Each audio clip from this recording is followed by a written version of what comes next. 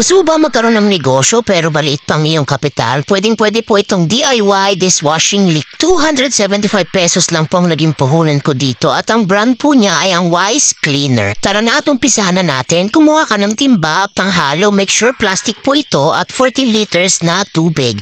Hindi pwedeng sobra dahil lalabnaw po ito. Dapat po ay sakto lang. Ang isang pack ay naglalaman ng booster, premix, surfactant at thickener. Nagpa-add-ons na rin ako ng booster at decreasing agent. 20 pesos din ang isang pack once na mag-add-ons ka. Since panggamit ko lang naman ito sa bahay, nag-add na ako ng booster at decreasing agent.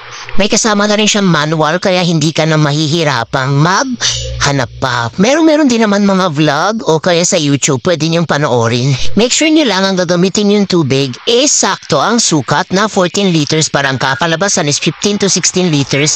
So dito nga pala pwede kang gumamit ng mineral, pwede rin hindi. So ako ang ginamit ko is mineral. First step is ibuhos ang tubig sa balde. Nasa sayo kung mineral o hindi ang gagamitin mo. Isunod mo ang pagbuhos ng SAA booster. Make sure mo lang na pa-circular ang pagbuhos mo nito at dahan-dahan lang po sa paghalo. Isunod mo na rin ibuhos ang surfactant at make sure mo lang na maliit lang ang pagkakabutas mo nito. Habang binubuhos mo ang surfactant, make sure mo lang na maliit lang ang pagkakabutas mo nito. Haluin ng dahan-dahan habang binubuhos mo ang surfactant with a circular motion. After that, please take a rest after 20 minutes bago po ito haluin ulit. Dinagdag ko na rin pala ang decreasing agent at booster na in-add-ons ko. So habang nag-aantay ka, isipin mo muna kung magkano ang dapat mong kitain once na magtinda ka nito. 35 to 50 pesos pala ang SRP niyan sa tindahan o sa palengke. 1 liter na yon, depende pa sa brand. After 20 minutes, haluin mo ito ng maigi. Make sure mo lang na tunaw na yung powder. Siyempre, isunod mo na rin ang premix, yung kulay green na nasa bote.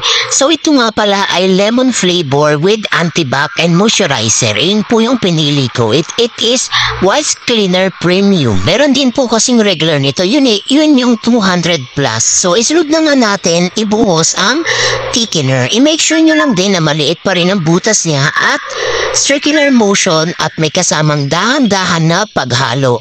Pero asahan na habang inahalo natin ito ay pabigat po ito ng pabigat.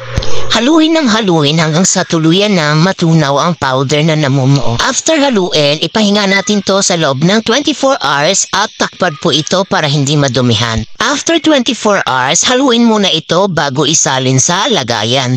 Since ako panggamit lang naman, nilagay ko lang siya sa 8 liters sa pinaglagyan ko ng tubig. Yun ang bote ng Wilkins. So bigyan ko kayo ng example kung gaano kabula po ito. Itong Tupperware na pinamhugas ko is sobrang langis po niyan. Tinan mo, isang brush lang yan. Grabe yung sebo, natanggal po agad. Ilang beses ko pang kinuskus, talagang natanggal na yung sebo. Ito pala yung madalas kong binibili sa palengke namin, yung Excel na Bright. Naku, 60 pesos na yan.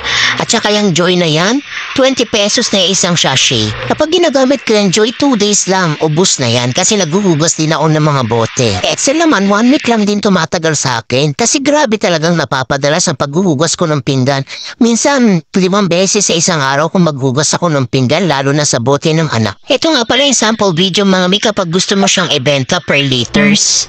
So ano pang iniintay mo? Check out na. Click the link on the comment section. Bye!